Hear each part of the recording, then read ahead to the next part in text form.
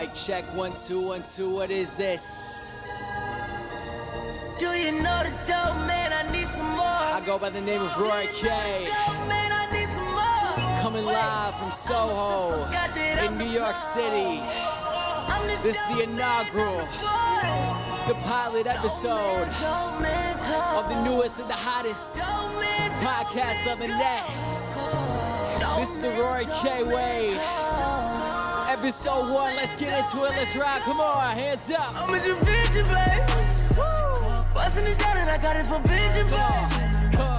Pull up a stunner, we got a Javinci, babe. And all of my niggas is all in Javinci, babe. I'm a Javinci, babe. Bustin' it down and I got it for Vinci, babe. Pull up a stunner, we got a Javinci, babe. And all of my niggas is all in Javinci, babe. Wow, am I DJing a nightclub, or are we about to have a podcast, or are we about to do a motherfucking mix of both? Welcome to the inaugural, the pilot episode of the Rory K Way Show. I am your host today. My name is Rory K. I am coming live from beautiful New York City. It is a Thursday evening, and if you're watching right now, it's Friday, so let's get your weekend kicked off in the motherfucking right way. Most of you probably know me as an artist, a rapper, in hip-hop, also dabble in pop music, also dabble in punk on my next song coming up. But on the outside, it definitely seems like I'm a diverse artist in the sense that I go into different genres. I do a lot of freestyle videos. I also sing, but I think that as an artist, one of the things that we fear the most is kind of getting pigeonholed or categorized. It's kind of like, if Johnny Drama from Entourage went on the street today, no one's going to know anything else he did. They're going to be like, Drama, you fucking idiot. Kind of that way. So as an artist, one of the things that we definitely fear is getting pigeonholed into, maybe one set of genres, or, maybe only making party music, or, being the sad emo rapper, only being able to do rock. So I digress. That's one of the reasons why I really wanted to get into doing a podcast. Also, I really like the way that my voice sounds nice and calm over this mic. One of the things that I really enjoy, and I think is an essential tool for an artist nowadays, is really being able to give a good interview, and I think I can conduct them really well. There's something about an artist that can present a different side of themselves during an interview that I think leads to that, that super fan, like, you really feel connected to this person, even though they maybe make like party music, but they show a different side of themselves in the interview. One of the things I hope to do as the show progresses is, start to bring on guests, artists. It doesn't have to be only music. It could be, you could be a painter. You could be a financial analyst if we, continue to develop the show. And I really want to make this something where I'm giving value back to the people. I'd like to think that I give value through my music, but I think in the sense that I could give back to the community in terms of letting other people share their stories on my platform, which, it's getting bigger and bigger over time. So I really want to be able to share that and make sure that, this little music thing that I'm doing doesn't become too much of a, me thing. I want to make this a community. I want to make something that you guys feel attached to, something that you guys are looking forward to every Tuesday when I plan to air it. So if you're watching this right now, drop a motherfucking comment, give me a likes up, and in that comment, let me know who you are, where you're from, how you like your steak cooked, what you drinking right now. I'm drinking some Sauvignon Blanc. I'm getting a little bit floaty right now. I'm feeling good though, so let's get into this. As a rapper, one of the other reasons why I decided to do this, you kind of have a show life as a rapper. You can't really be, I don't want to be that guy in my late 40s, dropping Living La Vida Loca mixtape part 8, talking about fucking bitches and doing lines in Miami. Although may well be doing that, and it doesn't sound too bad. I do want to, progress and really, dive into other lanes and, present myself as more than just a musician, but also, the entertainment aspect too. And, anyone that's watching out there currently, we're in quarantine, times are weird. Everyone's so isolated. Mental health is such a pressing issue at this time. I feel like everyone is going through the motions right now. Everyone is really experiencing a new side of them that, might make them feel uncomfortable. And one of the things that's really helped me deal with that, I deal with depression and anxiety issues. I talk about that in my music, so I won't go too much into it right now. But one of the things that has really helped me during quarantine is, really getting up, looking outside at the window and thinking, there's so many things that you can do out there. There's so many new ways you can explore your mind, so many hobbies you could take up, so many books you could read, so many shows you could watch, so many records you could listen to, so many walks you could take out there. And I think, in a selfish way, another reason why I'm doing this podcast is because finding new outlets for me to express myself is really, kind of saved me from depression over the past few months. And I hope you guys will feel inspired to go out there and try new things. Maybe start your own podcast, maybe launch your own music career, start your own website, your own blog, whatever it is to really keep you busy. And, the brain is something that should always be evolving, something that should always be in motion. But just a little glimpse into next week's episode to get you guys excited is knowing Tory Lanez has this shooting incident, and not to, point him out specifically, but the question to be asked is, can we separate the art from the artist? Or do they come as a package deal? If someone's canceled on Twitter, are they canceled in your headphones? Very real topic I want to discuss. And the Megan Thee Stallion aspect of it is definitely adds an element to it, which I think needs to be really out there. And in the culture of hip-hop, one that, admittedly I'm a guest in, I feel like I have a responsibility to really take a stand and let you guys know what my thoughts are on it, and, be totally respectful of those two young. Today, we're gonna discuss a much, much, much lighter topic. Going back to my beautiful Hawaiian shirt, I was watching Monday Night Football this week. My Giants, unfortunately, took an L to the Pittsburgh Steelers. And I was tweeting like a madman. I was sending texts to my friends. I was giving very off-guard opinions. I was jumping up and down with joy and then crying the next moment. It was great. It was just so emotional. It was so exciting. I thought to myself, why don't I just do a wrap-up or Rory's recap of the Giants each and every single week so I can connect with my Big Blue, staying true to my Big Blue fan base. So, episode 1. Now, this week, the Giants took on the almighty Steelers, the Steel Curtain, very revered franchise. And unfortunately, the final score of the game was 26-16. And I just had one reaction right off the bat, and I'll let you know what it is right now. Woo! Brav fucking oh. Wow. Let me tell you, I've broken my hand before watching Giants games, almost twice, but I definitively shattered the shit out of my hand punching a wall watching Giants game about 4 years ago. I used to have such temper fucking fits my Giants. So, point being, I get very, very excited about my Giants, but I hadn't felt that way in, probably 5 years. These guys are previous head coaches, Ben McAdoodle-doo and Pat Shitmer, as I like to refer to him as.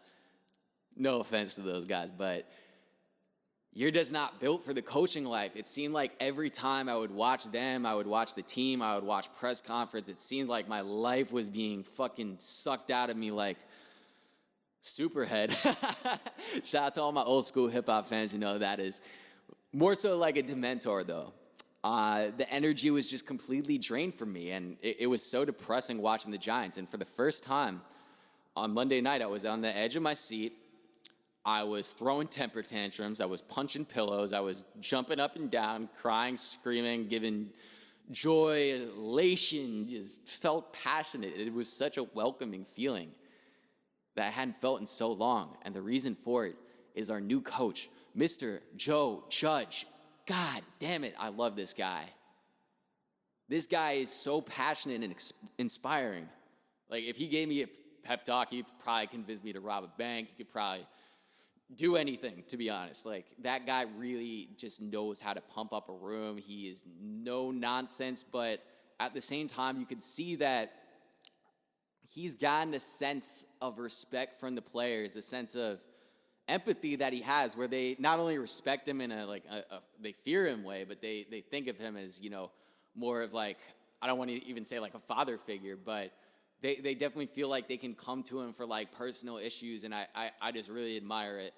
Growing up playing sports, I played baseball, I played soccer, and the best coaches are really the ones that, you know, they show you a level of empathy. They get mad at you. They get fucking mad at you. They are happy when you do well, and they're happy for you. And that's what I feel like Joe Judge is like. So, incredibly fucking fantastic start to the tenure. Although we lost, maybe he could have challenged a few plays, whatever. I don't care. This guy literally dove into a pile of mud like a pig during training camp and recovered a football. And the players are jumping up and down. I retweeted it like 30 different accounts that posted the video. I was so happy. So, amazing start to the tenure by Joe Judge.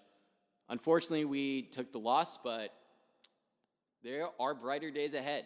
And without that further ado, I will get now into the game summary. And who else better to start with than Mr. Daniel Jones? No. Why did I say Daniel Jones? Danny motherfucking Dimes, our second-year stud quarterback, the king of goddamn New York football, looked amazing on Monday night. They said he put on 8 to 9 pounds of muscle. No, not 10, 8 to 9. And I could see every one of those goddamn pounds paid off as he was getting fucking blindside hit. He was getting pressure in his face, and he did not lose his composure. That guy will not get unfazed by anything. Died Eli Jr. rather. That guy was playing a hell of a game. Unfortunately, he had a few interceptions. One really wasn't his fault. TJ Watt just made a fucking fantastic play, so I'm not going to put that one in him. But he made a critical red zone interception that really cost us points, and I kind of think lost us the game as well.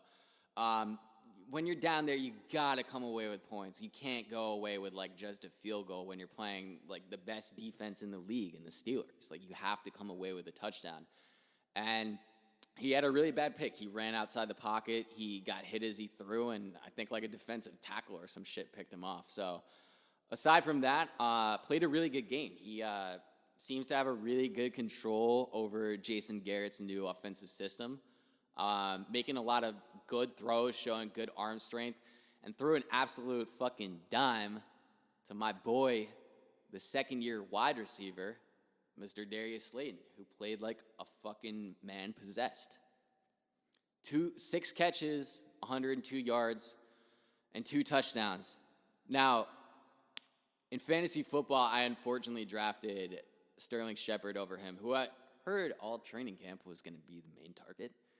But I'm not bad. I'm not mad. I would prefer to have Slayton now, but the kid played his fucking ass off. And crazy stats, since week 5 of last year, he has the most receiving touchdowns in the NFL. And he was a 5th-round pick. Fucking steal, fucking stud in the making. I will have more praise for you later on in the show, sir. Now, to get onto a player who did not play so well. Mr. Saquon Barkley, who I think is a fucking animal. I think he's the most dynamic running back in the league. Him or Christian McCaffrey, but I'd rather have Saquon, to be honest. 15 carries and -3 yards. That is unacceptable, unfucking acceptable. I love the guy, but you don't have to hit a home run every time. You know Richie Sexton, he was a former Milwaukee Brewers first baseman, and this guy hit like 50 home runs each year, but he always had like a 202 average. Like that's sometimes like the comparison that Saquon is. Like he never just dives forward and gets the 3 yards when you need it. He goes for a 60, 70-yard run every time, and he usually gets one each game. But we need a little bit more consistency out of you, Saquon. Still looked like a fucking beast. This man like took a screen for 45 yards and he jumped over 2 guys and like fucking pushed them out of the way. Like I'm pretty sure he could just jump over Yao Ming if Yao Ming was in his way. Like if he had a running start, maybe a little trampoline too. Like he could jump over Yao Ming. 7'3", 4, 5, 6. Saquon Barkley's a fucking beast. Now, why did he have such a bad game? I thought we revamped our offensive line over the offseason. The worst run blocking I've ever seen. And as a New York Giant fan, super fan, I've seen years of Eric Flowers play. And Kim Fleming played one of the worst games I've ever fucking seen, man.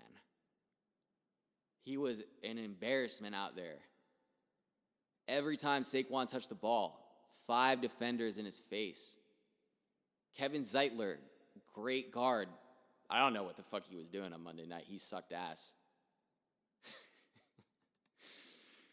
Listen, Danny Dimes, he can't do it all. When you have a second-year player who has a really tough schedule, by the way, coming up, you want to put him in good situations.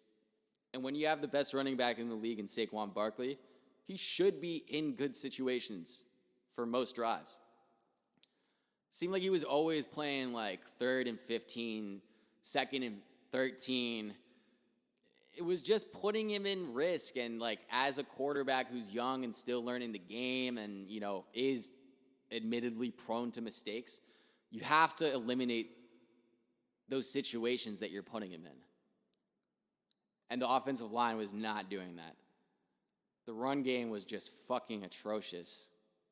And I have Saquon on my team, so Cam Fleming, you are not a great free agent signing. Just say that, and I hope you don't hear that because you're probably 350 pounds. It would absolutely demolish me, but you did not play a good game on Monday night, sir. You did not. But who did play a good game on Monday night? And overall, the pass protection seemed pretty good, so I'll give them that. Is our rookie left tackle, Mr. Andrew Thomas. Seemed as if he was having a horrible training camp. Constantly getting dominated in clips by Lorenzo Carter, Zimenez, Leonard Williams. It seemed like he couldn't do a damn thing right in training camp, and he played a fucking amazing game on Monday night. Playing against one of the best defensive ends in the league. No sacks, prime time, held his own, played a hell of a game, man. I was really worried coming into the season about him, but Jesus Christ, he looked fucking good. I'm pumped for his future. I'm pumped for the Lions' future. We have a couple rookies waiting the cut. We have Matt Parrott. We have Shane Lemieux. Monsieur Lemieux, who I believe should be making appearances on this offensive line sooner rather than later. If it's going to be bad, you might as well build up the guys who are young while we suck. So, yes, that's pretty much it for the offensive end of the ball. Now, going on to the defense, I'm just going to start out by saying our defense was absolutely putrid last year. That might be too nice of a word for it, to be honest. It was pitiful. It was pathetic. We couldn't tackle. I could have broken I could have rushed for 300 yards a game against that defense last year. No one was trying though, so I blame that on Pat Shurmur. Last night, or Monday night rather, completely different story. Aggressive. Ball hawks. Getting after the ball. Not giving up on plays. Effort. A for effort. Lorenzo Carter. Outside linebacker. Brilliant camp. Seemed like he's always getting pressure in camp. But it also seemed like that the year before. And the year before. We keep hearing this kid, Lorenzo Carter, is going to be the fucking truth.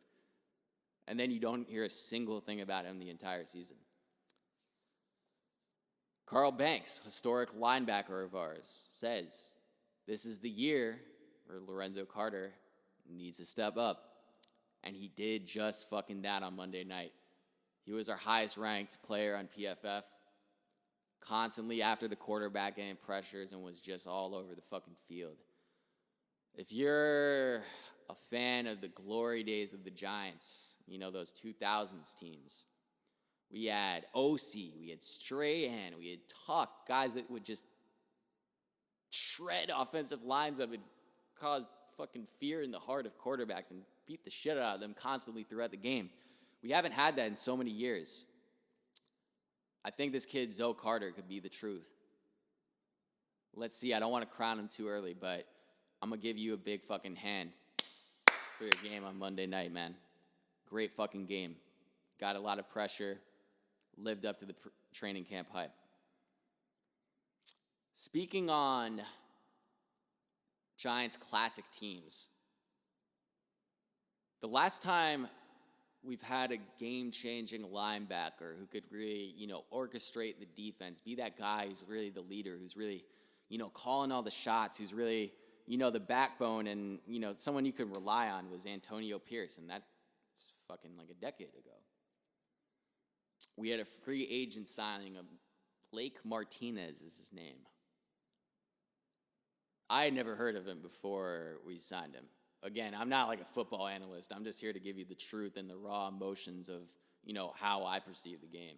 I'm not going to be talking about, offensive linemen's footwork, how long their wingspan is and, if they fucking got arm extensions, if they could better block. We're not getting into that here. We're just talking the truth. And what I saw on Twitter was this guy sucks ass. So naturally, me being, believing fucking Green Bay Packers Twitter, I automatically come into the season with the expectation that this guy is going to be fucking atrocious. He can't cover. He fucking sucks. All he can do is tackle. And on Monday night, he showed he can really fucking tackle. He was all over the field. I believe he was our second highest rated player on PFF. If not first. I might have mixed up Zoe and Blake Martinez, but that guy was all over the field, and it seemed like he was a fucking general. Our team was ferocious. They were strong. They were fucking getting after the quarterback. Leonard Williams even got a fucking sack, the big cat. The much maligned, franchised player, Mr. Leonard Williams, got a sack. So I really like what I saw. But going back to, kind of the offense, which I touched on a little bit before,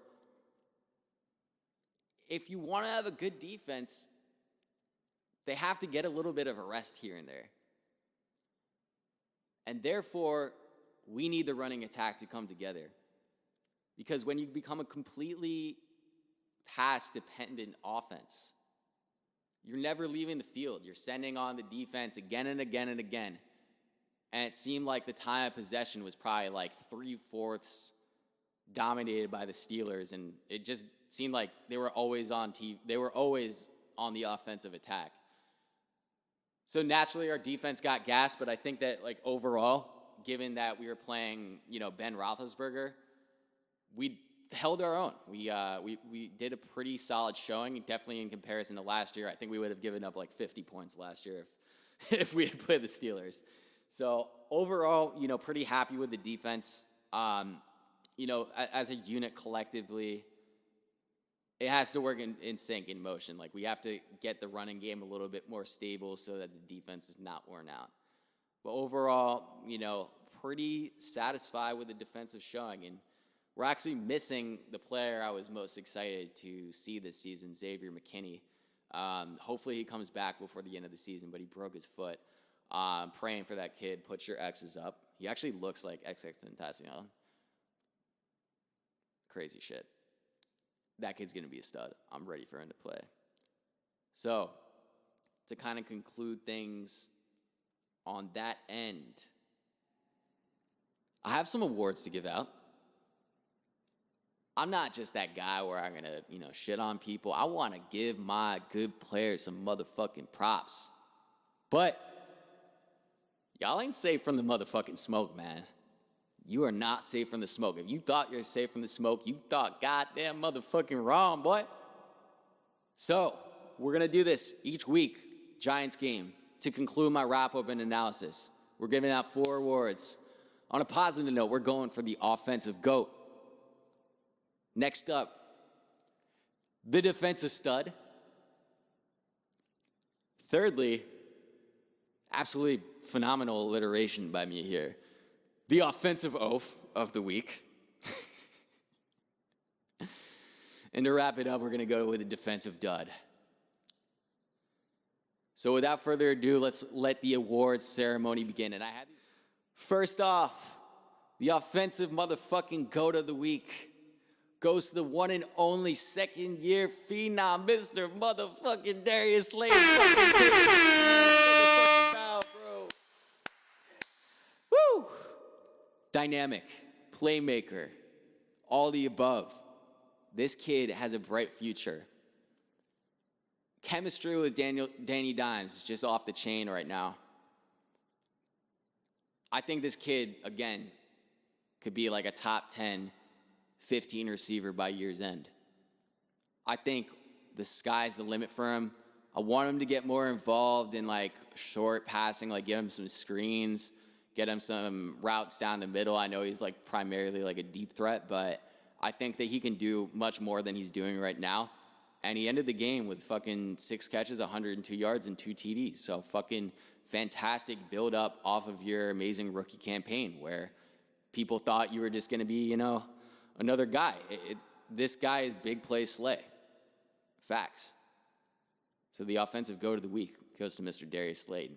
The runner-up goes to Mr. Andrew Thomas as well. I touched on it before, but Gettleman loves his hog mollies, and he fucking hog-mollied his way into a hell of a game. So great fucking rookie performance by Mr. Andrew Thomas. Now, that wraps up the offensive GOATs of the week. Let's go to the defensive studs. I touched on a few guys beforehand, but I purposely left this guy out because I was really, really worried about him coming into the season. I swear I saw like 50 clips of him during training camp getting his fucking ankles broken by like Sterling Shepard and, guys that didn't even make the practice squad. So I'm really worried about this guy. He's a, free agent signing. I hear good things, but I'm really worried coming into the season. Played a fucking fantastic game on Monday night. The defensive stud of the week goes to Mr. James Bradbury. Free agent acquisition. Came from the NFC South. Facing the premier receivers in the league, Michael Thomas, Mike Evans, Julio Jones, really holding his own.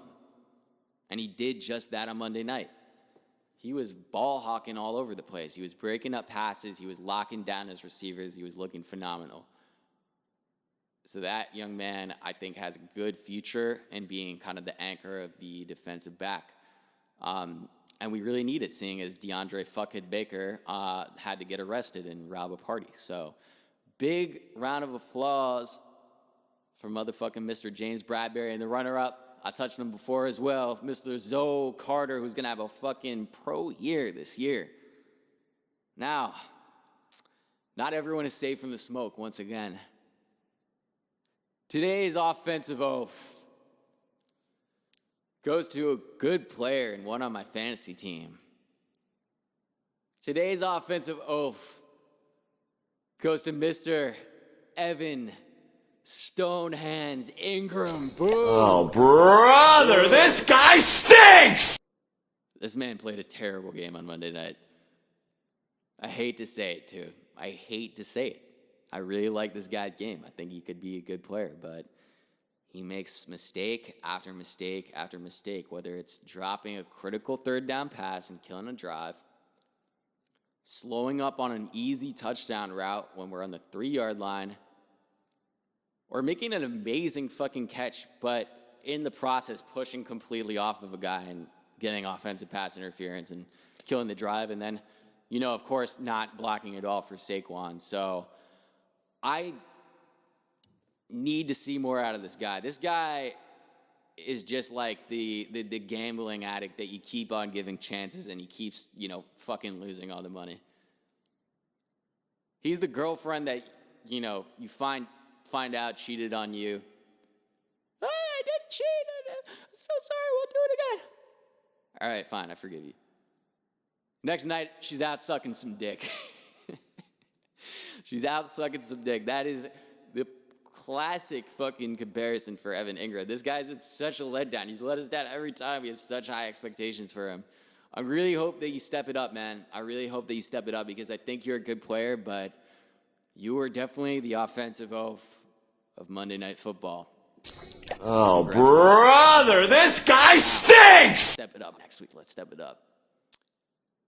And that wraps up Rory's recap, Rory K's play-by-play. I can't wait to do next week. We have Chicago Bears and the all-pro quarterback, Mitchell Trubisky. If he lights us up, I'm not doing a wrap-up, by the way. I might just jump out of the window. But I'm excited for next week. And let's get ready to dive into some really, you know, awesome topics. And, you know, hopefully I'll be able to showcase your guys' talents as well. So I'm really excited for this podcast. I think it's going to be a really cool thing. And I really want to interact with you guys and give you guys a platform where you can show yourselves and really, you know, get in touch with me. So that concludes episode 1 of the Rory K Way Show. I'll see you motherfuckers next week. It is Friday. Let's go out. Let's party. Let's have a good motherfucking time, baby. I'm out.